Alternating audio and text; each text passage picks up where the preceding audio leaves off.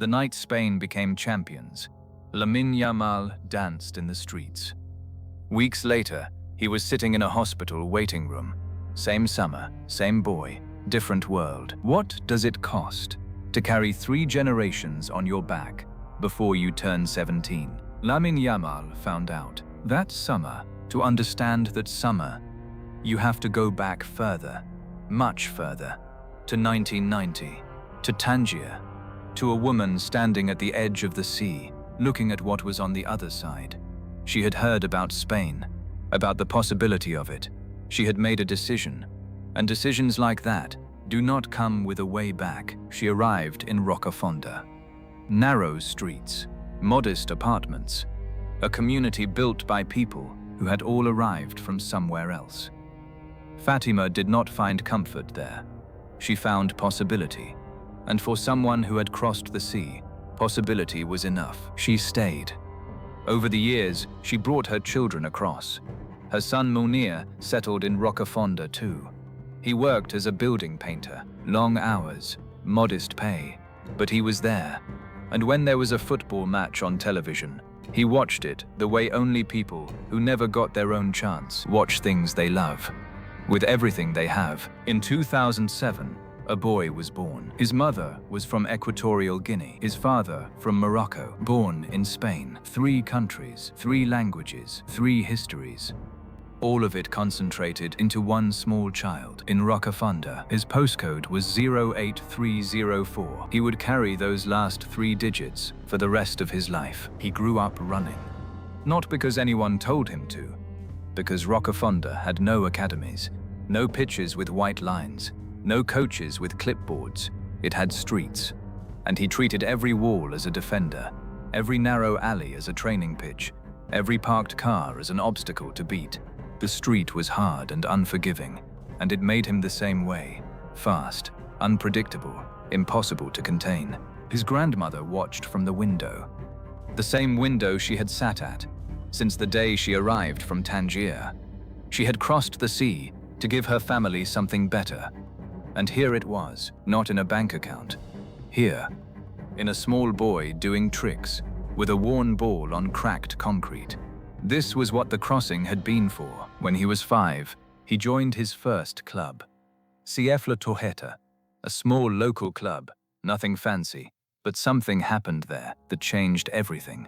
A Barcelona scout passed through, not looking for anything in particular, just watching.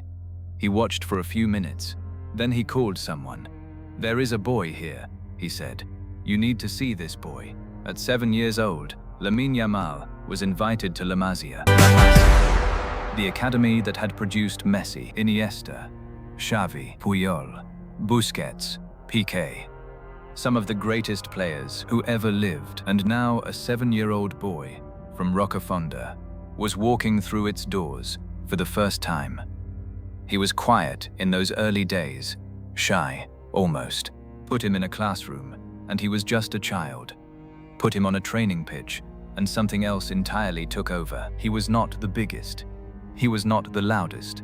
But in every drill, every small-sided game, every session where the others ran out of ideas, he still had something left, something the coaches could not explain, but could not ignore. While other La Masia boys had parents with cars, parents who waited at the gates.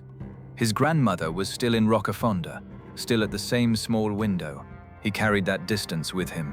Every day he felt it, and every day he ran faster because of it. He carried Rocafonda with him, not as a burden, as a signature. Every time he scored, he made the same gesture with his hands.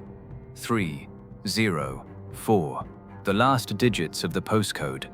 He had been doing it since he was a child.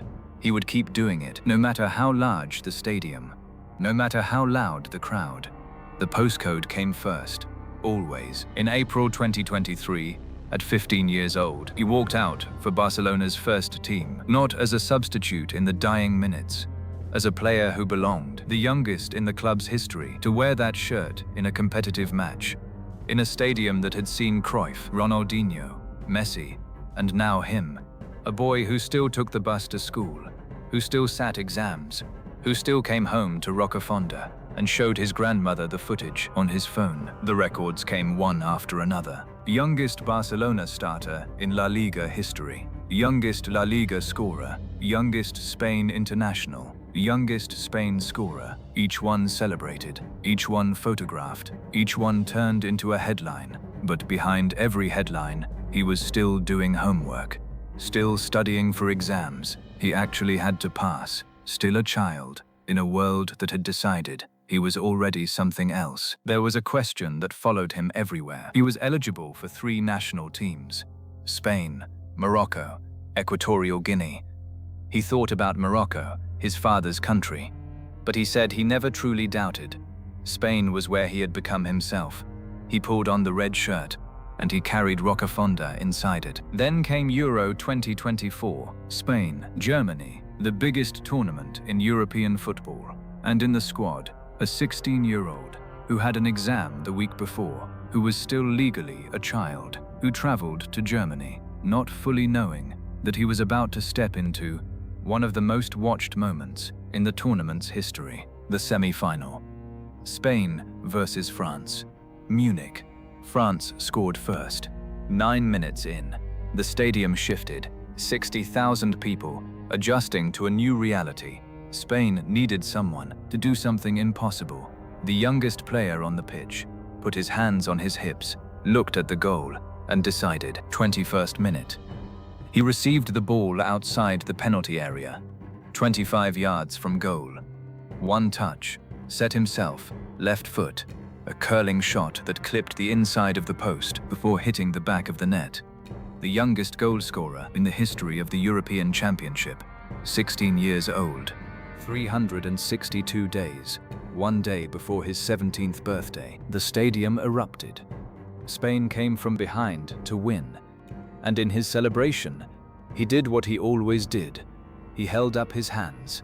3-0-4, in a stadium in Munich, in a European Championship semi-final, in front of 60,000 people and hundreds of millions watching. The first thing he thought of was a postcode in Rocafonda. Spain won the semi-final. 2 days later, they won the final.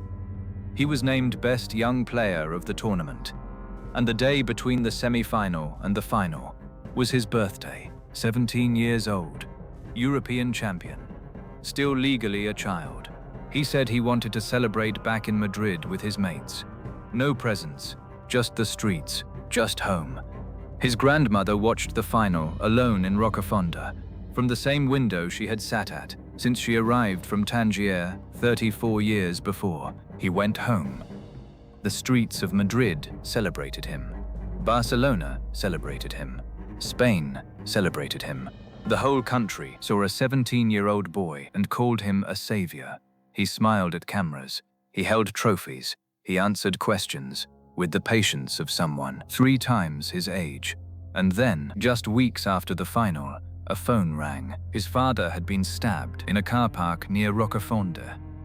Munar Nasraoui, the man who had painted buildings so his son could play football, who had watched every match from the same modest screen, who had carried his own father's migration from Morocco to Spain so that one day something like this might be possible, was in hospital. Serious but stable, the reports said. But the word serious does not feel small when it is your father. His father survived, but the summer had said something that no trophy could unsay. You can leave Rocafonda. You can carry its postcode into every stadium on the planet. But Rocafonda does not disappear just because you became famous. It stays. Sometimes it calls you back with celebration, sometimes not. There is a photograph taken before any of this, a photograph of a baby, 6 months old, being held by a man who was 20 years old at the time. That man was Lionel Messi, a UNICEF shoot at Camp Nou. Nobody could have known what it meant, but when it resurfaced in 2024, when the baby was a European champion, the world did not quite know what to do with it. Some stories write themselves before anyone knows they are writing them. A woman crossed the sea from Tangier. Her grandson grew up on streets named by a postcode. And at 6 months old, without anyone planning it, he was held by the man whose position he would one day claim. Nobody planned any of this, Nobody wrote this story in advance. It wrote itself, the way the best ones do. He still shows 304 every time he scores. His grandmother is still in Roccafonda, still in the same apartment, still at the same window.